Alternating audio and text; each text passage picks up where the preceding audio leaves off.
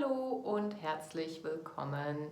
Today I want to talk to you about fasting. I've been fasting for the last 10 years regularly now, usually in springtime for at least 2 weeks. I do this to reset my body, to just defog the brain, feel a bit better, get a bit more energy, literally just pressing the reset button on my physiology. These are for me the main reasons, just to kind of give my body a break in spring, do like a spring clean, what you would do in your house.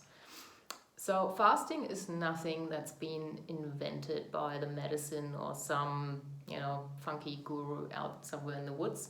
Fasting is actually something where the body switches from one metabolism mode into another. So way back when we were hunter-gatherers and all that kind of stuff, food could get scarce at times. So the body needed to adjust to not having food coming in, or regular food, or just a very small amount of food.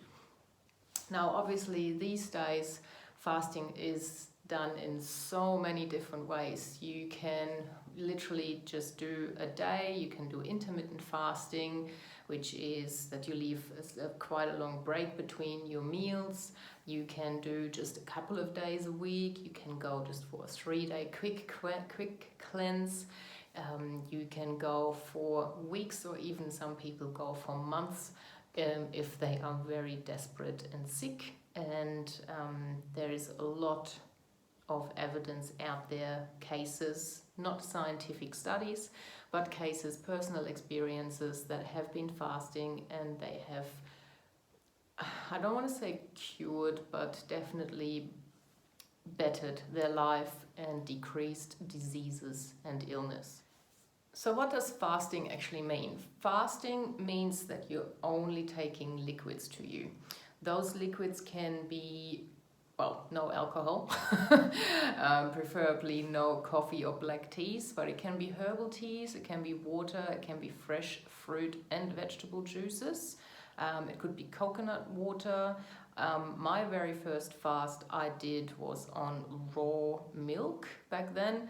Probably wouldn't recommend it, but for me, for my first time liking milk, not having a lactose problem, not a dairy intolerance issue, it was a pretty good way for me, because you have quite a few proteins in there, so they kind of, they make you feel full, and it made it a bit easier, I think, than going in straight on just juices and stuff like that. However, I've only done it the one time, and ever since I fast usually just on fruit and veg juices and water,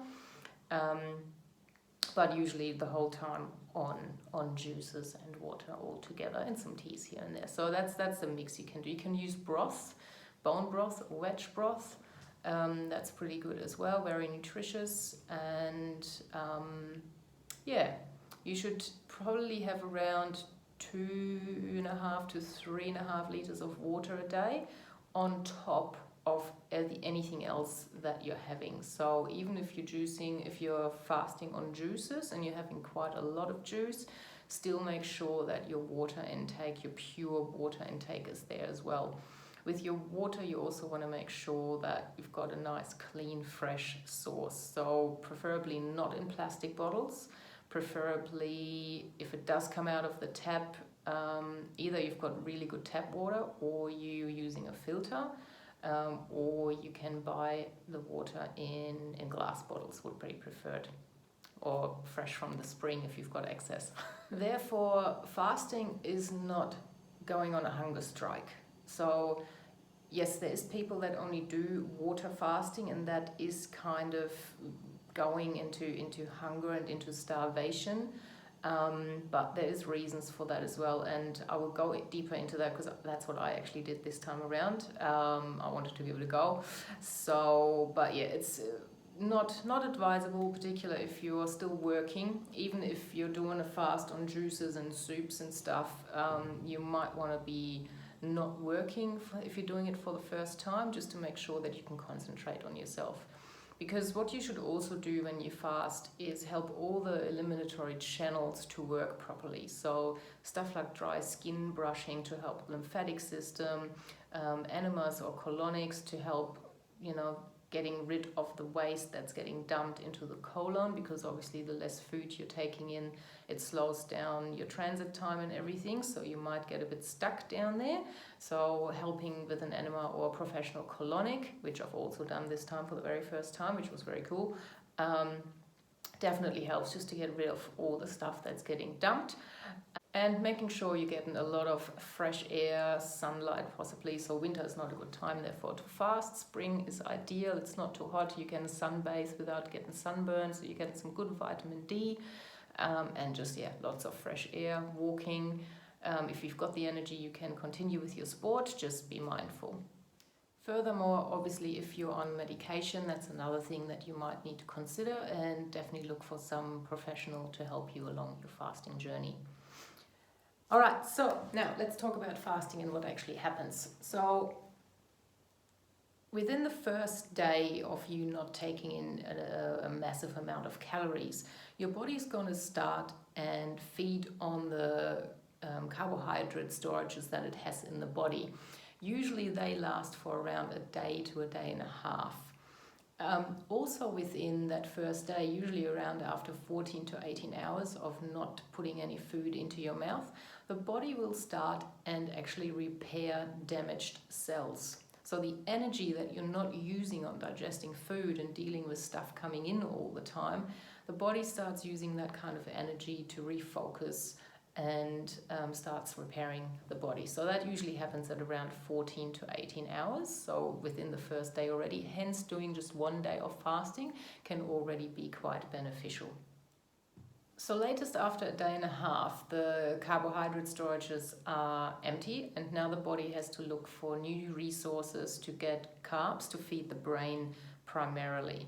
So what the body can do is actually use proteins to create energy out of, but the body also has functions in place to protect the muscles and the connective tissue, because that's where the body's going to start and grab those proteins from.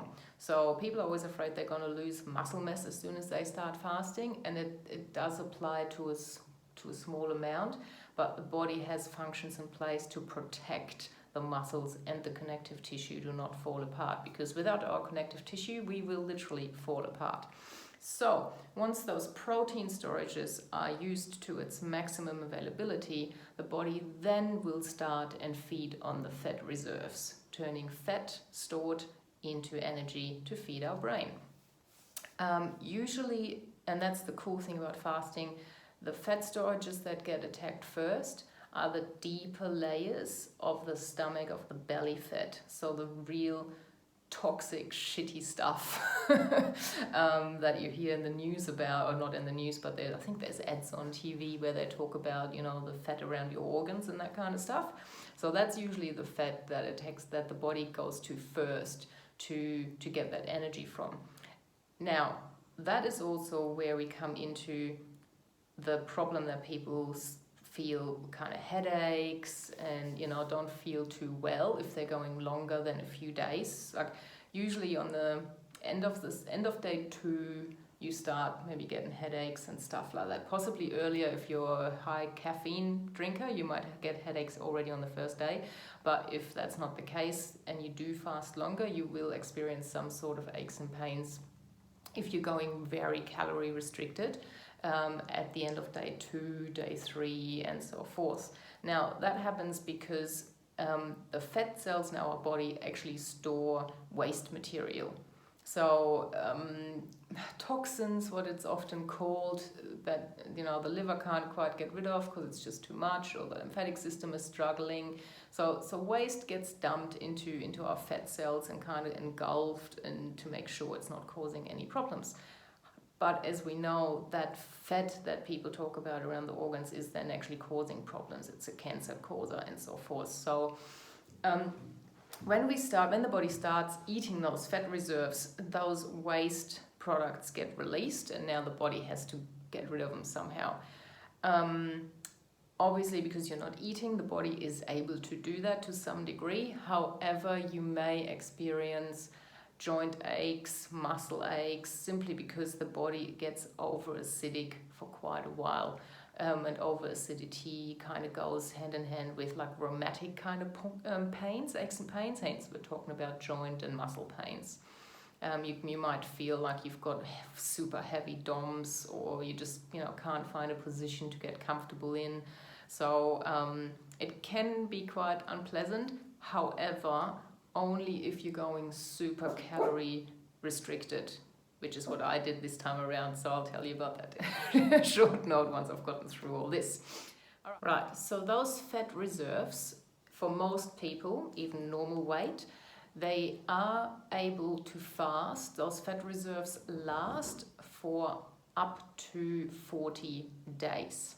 So say someone who weighs 70 kilos at a 170 and is 170 tall, roughly around 40 days, that person can easily fast without running into any problems.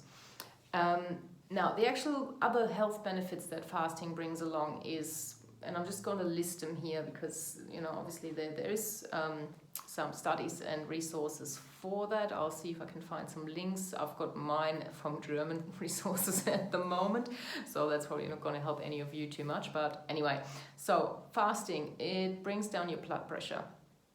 It brings down your blood glucose levels. People with diabetes have been known to go on juice fasting, fruit juice fasting, high sugar fructose alert, and they've abolished their diabetes. So, to me, and that's a whole nother topic again, but fructose doesn't equal fructose.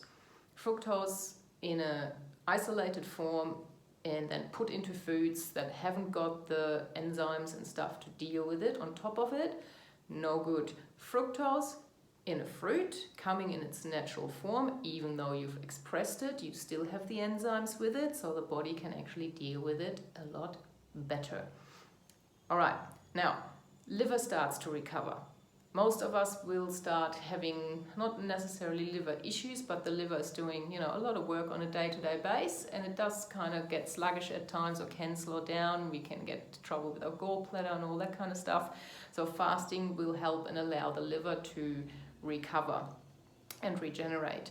The body starts to produce, besides early on already, repairing damaged cells, the body will also start producing new stem cells. Now, that's really, really cool because new stem cells means new growth. So we're kind of we're going into anti-aging here now. So with new stem cells means you can actually, rebuild certain functions in the body, nerve cells, skin and muscles, bones and whatnot. So pretty cool stuff in that regard. Another and probably one of the coolest effects of fasting is that it actually helps you to calm the heck down.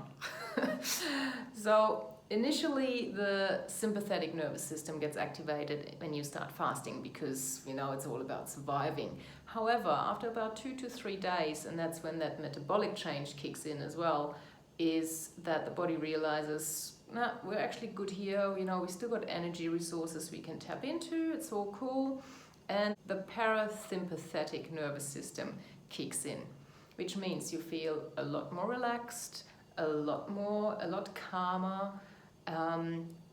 Dopamine and serotonin is a lot more balanced, and that also helps to depress your hunger feeling. So, which leads me straight into the next point. People always say to me, like, I don't know how you do it, I couldn't do it, I would be so hungry.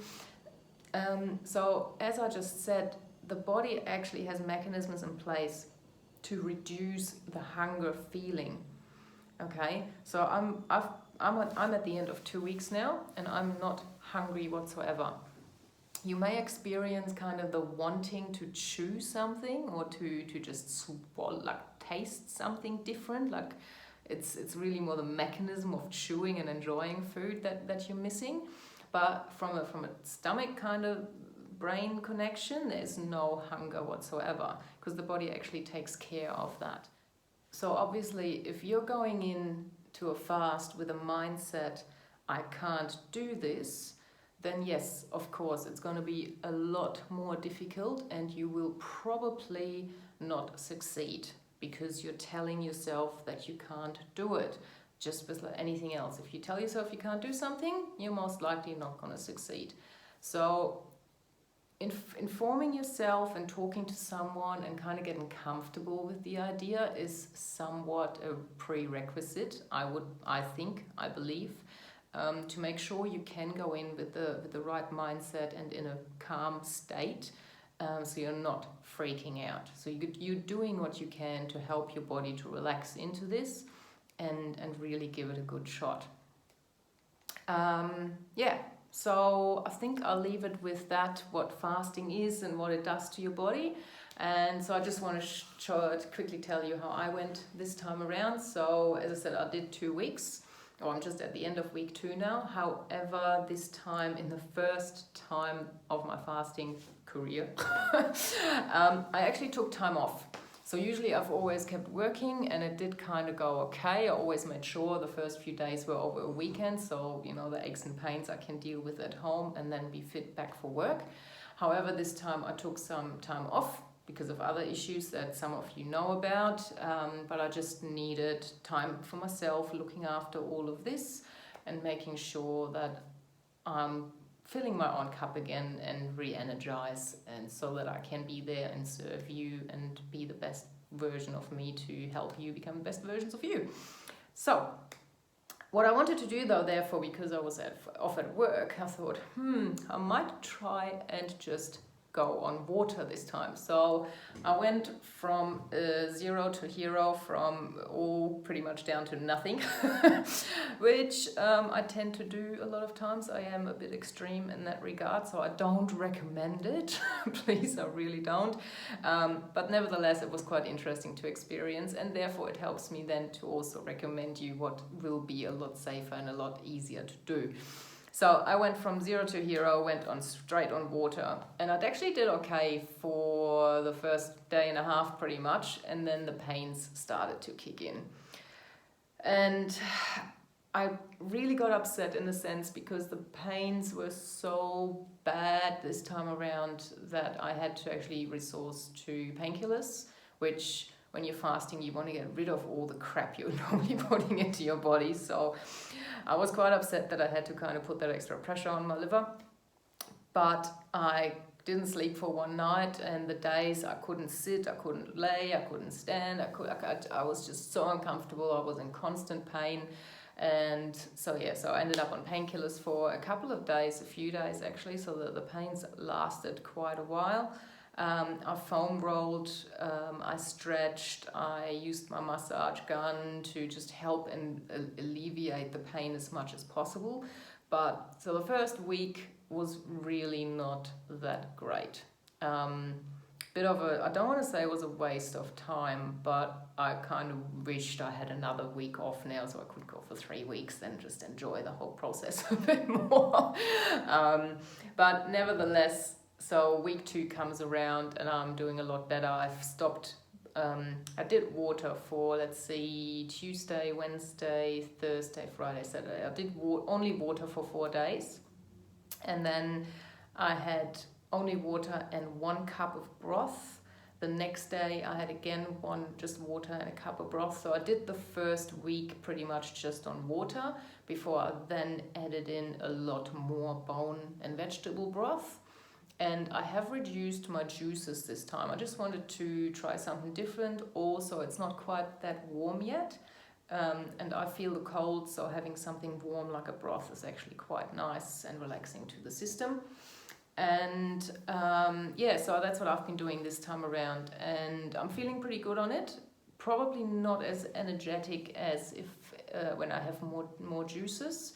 Obviously, the sugars give you quite a lot more energy. There's a lot more carbs involved in that. But nevertheless, I'm quite happy with how it all went.